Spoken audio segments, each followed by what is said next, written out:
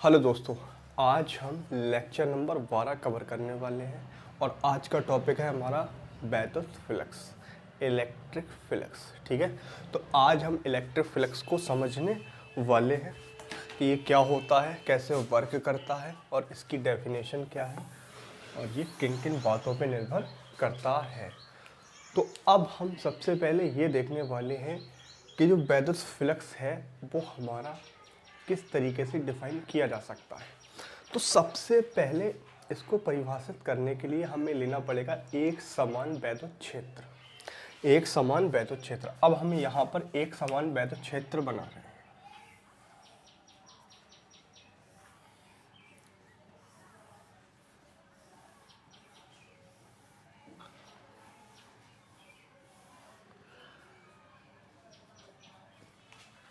ये हमने एक समान वैद्युत क्षेत्र बना दिया है। ठीक है, अब इसके अंदर हम एक पृष्ठ को लाते हैं। जैसे ये हमारा हो गया एक पृष्ठ, ये क्या है, एक पृष्ठ। तो एक समान वैद्युत क्षेत्र के अंदर हम एक पृष्ठ को लेकर आते हैं। तो हम इसमें एक पृष्ठ को लेकर आते हैं।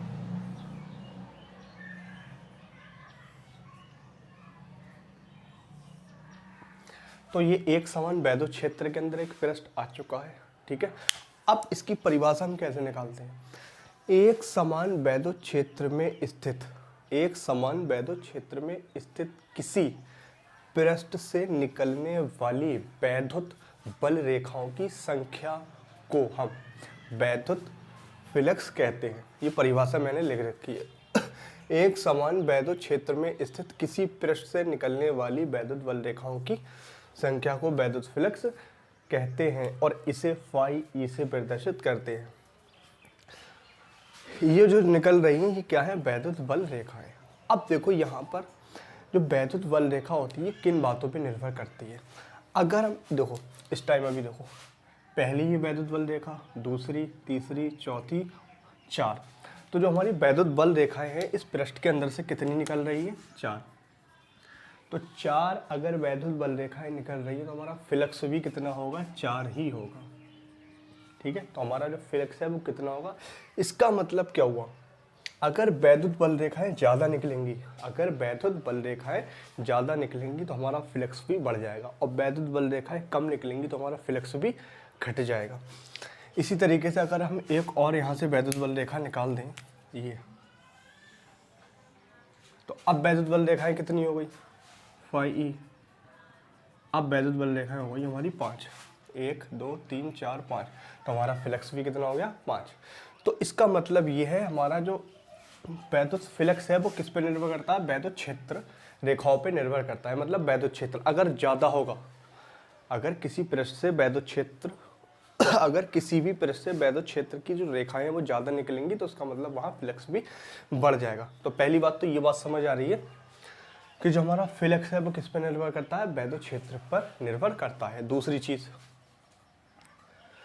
अगर हम इस पृष्ठ का ये जो सरफेस दे रखा है इसका क्षेत्रफल हम ए मान ले रहे हैं, ए वेक्टर। ठीक है, ये जो देख रहे हैं हम यहाँ पर, अगर हम इसका क्षेत्रफल कम कर दें तो वैद्युत बल रेखाएं भी कम हो जाएंगी और अगर हम इसका क्षेत्रफल बढ़ा दें तो वैद्युत बल रेखाएं भी बढ़ जाएंगी। इसका मतलब हमारा जो वैद्युत फ्लक्स है वो क्षेत्रफल पर भी निर्भर करता है, यानी क्षेत्रफल सदिश। ये क्या है, क्षेत्रफल सदिश।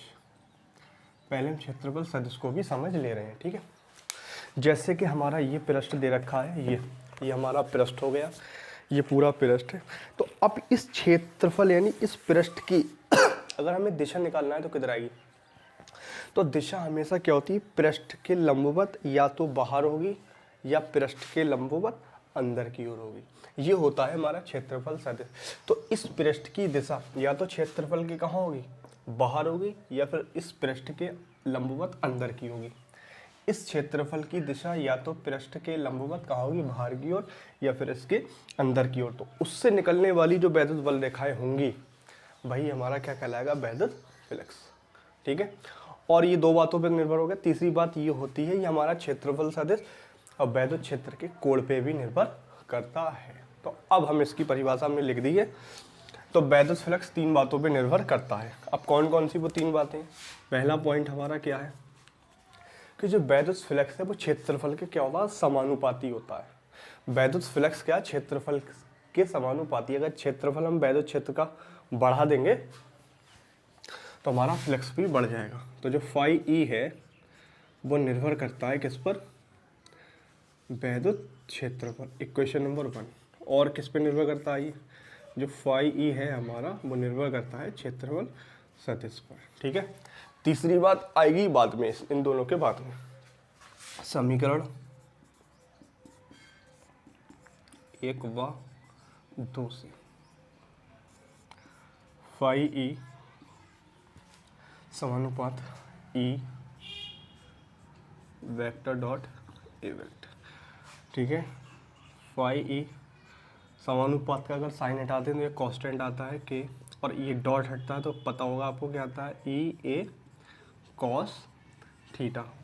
अगर हम के की वैल्यू 1 लगा दें, क्योंकि ये जो प्रोसेस हम कर रहे हैं निर्वात या वायु के अंदर, ये जो काम हो रहा है निर्वात या वायु के अंदर, निर्वात या वायु के अंदर, और निर्वात या वायु के लिए के की वैल्यू क्या होती है, 1। तो अब हम यहाँ पर फाई ई इस के की जगह पे लगा दे रहे हैं 1, तो क्या बचेगा, ई ए कॉस थीटा।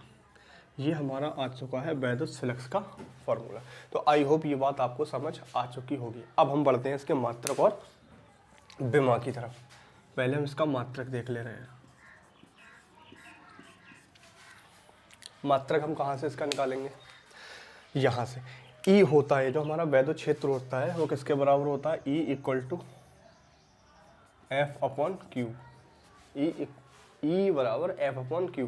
तो अगर हम इसकी जगह पे लिख दें एफ अपॉन क्यू तो कोई प्रॉब्लम नहीं होनी चाहिए। और ये क्या है अपना ए, क्षेत्रफल, तो ये ए ऐसे ही रहेगा। ठीक है,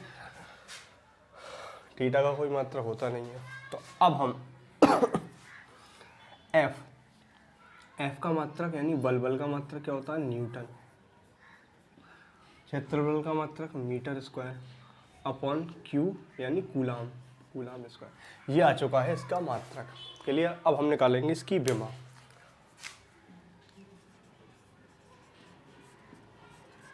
विमा इसी फॉर्मूले से यानी इसके मात्रक से ही इसकी क्या आ जाएगी, विमा। बल न्यूटन किसका मात्रक होता है, बल का, और बल की विमा क्या होती है, एम एल टी माइनस 2, और मीटर की विमा एल स्क्वायर, और नीचे दे रखा कूलाम यानी ए टी। अब इन तीनों को हमें करना है सॉल्व। तो एम पूरी इस इक्वेशन में एक ही बार आया है, तो एम यहाँ आ चुका है। एल देखो कितने हो गए, एक एल ये दे रखा है और 2 एल ये, कितने हो गए, एल की पावर 3, सही है। और बाकी टी की पावर ये -2, टी की पावर -2, और एक ये प्लस का टी ऊपर जाने के बाद ये माइनस का यहाँ पर आके ऐड हो जाएगा, और बाकी ए ऊपर जाने के बाद ये इन्वर्स बना लेगा a -1। अब इसको हम सॉल्व कर ले रहे हैं, m l3 और t -3 a -1। तो आई होप ये बैदस फ्लक्स का कॉन्सेप्ट आपको समझ आया होगा। ये था बैदस फ्लक्स। अगर आप बोर्ड एग्जाम की तैयारी कर रहे हैं तो ये वीडियो खासकर आपके लिए, और IIT